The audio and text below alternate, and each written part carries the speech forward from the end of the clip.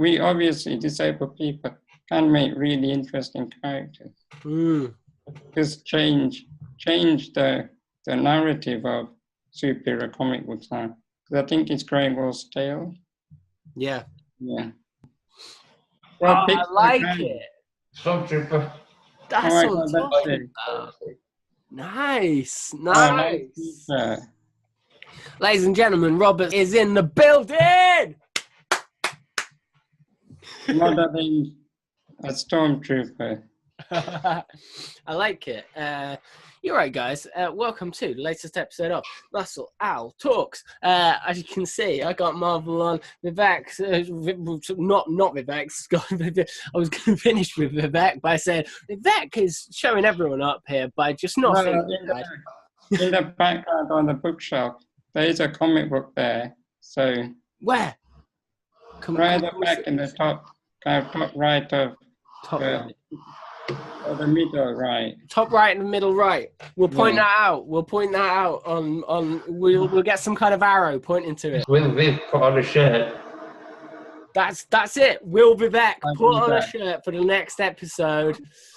That's you've got to tune in to find out. That's Vivek. Or will I go naked? Yeah, well, that's the thing. Just to be clear, Vivek is wearing the shirt, just not a themed shirt. Right. It's not that Vivek's got just something around here and completely naked. So we didn't make a joke on the first. To like commando bottom. That's it. We did make this joke on the first episode of Muscle Owl Talks, Muscle Owl Debates. It was back then. We were debating whether Vivek was naked because Vivek only showed up with a picture, and we my garden used to have like a tree, and then like no one could see my garden, so I was going to do some new sunbathing.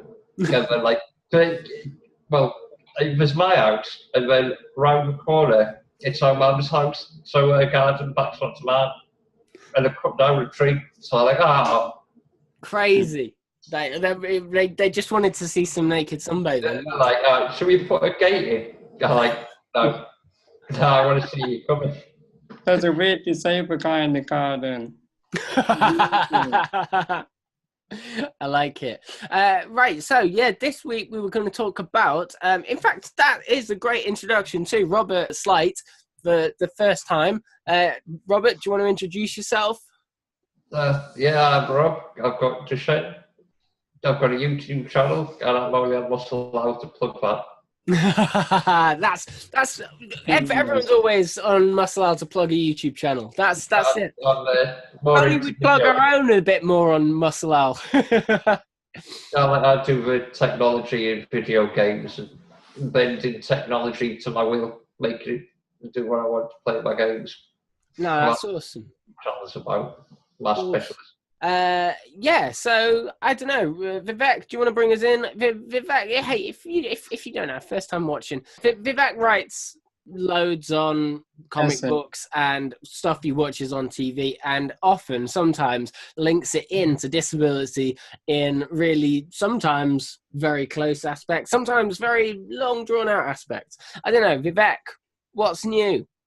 Yeah, well, in the past, I did think a lot about comic books and writing essays, but I think that helped me a lot, because the reason I read comic books and things is more personal, because it's helped me through my life to cope with the disease or some of my problems I face in life. So thinking about it has really kind of opened my eyes to disability representation, not just in the comic books, but disability representation in all parts of my life, like watching TV, or even if I'm going out to meetings, kind of spread awareness. Slowly helps you to open your mind and kind of be confident as a disabled person that, yeah, you're allowed to have a voice.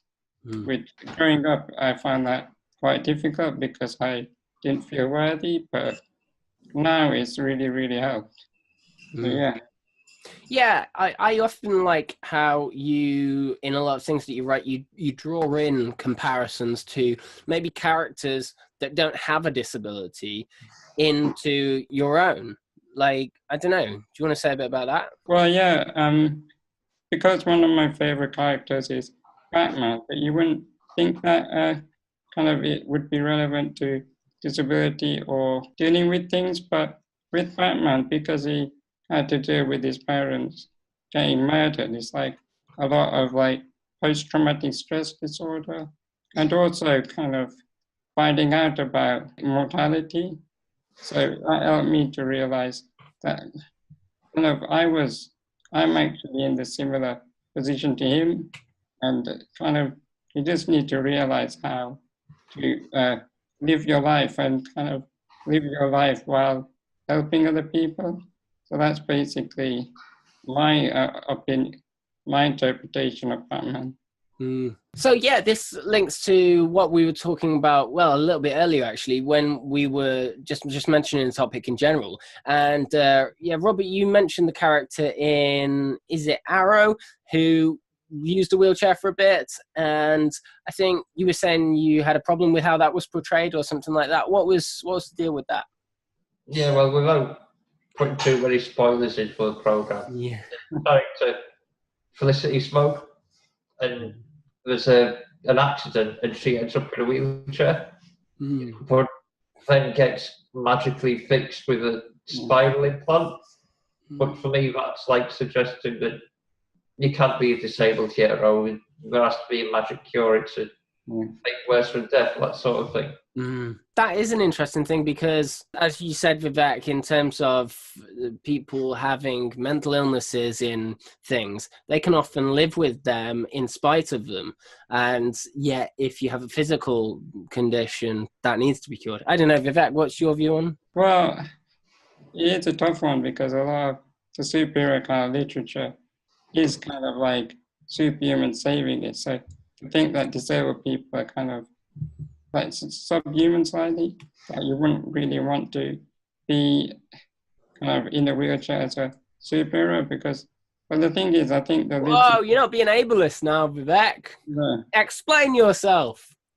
Like characters such as Iron Man, like he has a heart problems, but his heart's been kind of replaced with this device, and then he does kind of amazing things with like technology and things. I know that it's like fiction, but I think sometimes fiction portrays disabled people wrong, that they're negative and you wouldn't, and they kind of retcon characters. Because one of the best characters in a wheelchair was Oracle.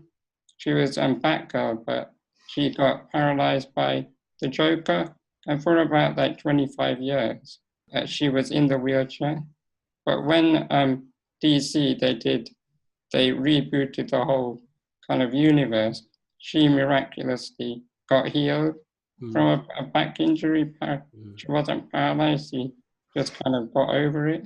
So that's really ruined kind of her lovely character arc, that she was quite a bright spark in like disability representation in comic books.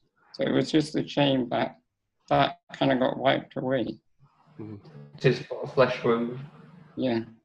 Yeah, it does seem that there is that theme throughout, that they're, you know, in comic, like, hey, my favorite Spider-Man, yeah? So, you know, Spider-Man, he had a genetic mutation. He had something that messed him up in a way that he then physically became different, but he used that to his advantage. So it does seem that the door is open for that, and I think that society's at a point now where it would be really beneficial to go down one of those avenues. Yeah, well, I think it really would, because superhero, they have a proper message, but sometimes a message is interpreted by the writers or artists in the wrong way. That's what I feel. Yeah. Robert, what would you like to see more of in the realm of comic books, superheroes type stuff? Maybe if it was a disabled hero, but like it wasn't focused on being a hero, it just happened to be disabled. Yeah. Well, in fact, that's another thing. You know, which avenue does it go down if there is a disabled hero? Is it somebody who maybe uses a wheelchair and it's based around that, what they do with their, you know, with the disability, or is it somebody who's just superhero and also happens to use it. Disability is like a social thing, isn't it? Yeah. So you're disabled by society. Well, but if I go somewhere and there isn't a ramp, I'm disabled. Yeah. So like you've got Daredevil, you could consider him disabled because he's blind, but he's got that echolocation thing going on. So it's really like really disabling him. Yeah, he's not able to see, but with that sense, he's seeing. Yeah. And if you are disabled and you get superhero powers, would that still make you disabled? Wow, that isn't an interesting one as well. Yeah. Vivek? Yeah, well, it's a tricky thing because if you have the power of regeneration, would it regenerate our bodies so we could walk? No, he means socially, Vivek. If you have superpowers that can overcome your disability in society, are you still disabled if you... Yeah, Vivek. Sorry, Albert, Vivek, you're not actually disabled. It's just society disables you, yeah? Well, I think you would still be disabled. No, you wouldn't be, Vivek. It's an illusion. It's a difficult one. Yeah, no, it is. But I think that's certainly something that I've never considered before. Often people just say, oh, have a disabled superhero. But then it's like, well, what type? A disabled superhero who, because he is disabled, that is his superpowers come through that, or somebody who's just superhuman. And in fact, that latter one, the one where he's just a superhero who uses a wheelchair, that could be, as you said, Robert, that could be something that then does come round to go in to showing the whole idea of social versus medical model of disability, to say, well, actually, he is disabled, but actually because of these all things, he's not. He is and he's not. I think what happens is, like Marvel or DC, they seem to be scared of a wheelchair because the disabled characters that have they're blind or deaf or something. You do still have Professor X, but I think that's the only one in a wheelchair, isn't it? Off the top of my head. And what do you see? I don't know Professor X too well. What do you see is there any use, or what's the reason behind all of that? I think he's in a wheelchair, but I think in one of the comics, a Rockefeller, he sort of got squashed from the waist down. Well, the problem with... But then in the film, he got shot, so it depends which one you want to look at. I want to know, did a rock fall on him, or was he shot? Well, the problem I find with Professor X is, over the kind of 30 years, he's gone from being paralyzed, then he was cured, then got paralyzed again, then he was cured, then he got depowered, then he came back and he's dead now. So he's Hey, no, but if we're following this trajectory, he's going to come back again. It's like Henry VIII's wives. He divorced one, but then he got another one, and then he killed one, and then he got another one. That's Professor X. We've got this really eligible bachelor for you. God, what happened to his last wife? She died. Illness.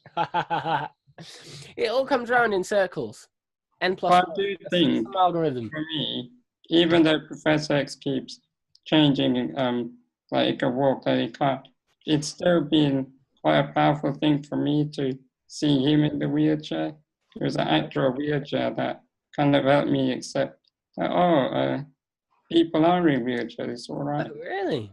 Yeah. That's really interesting to hear you say that, because... That's why my name is Uncanny Vivek, because the X-Men were the first comic that actually kind of accepted being disabled.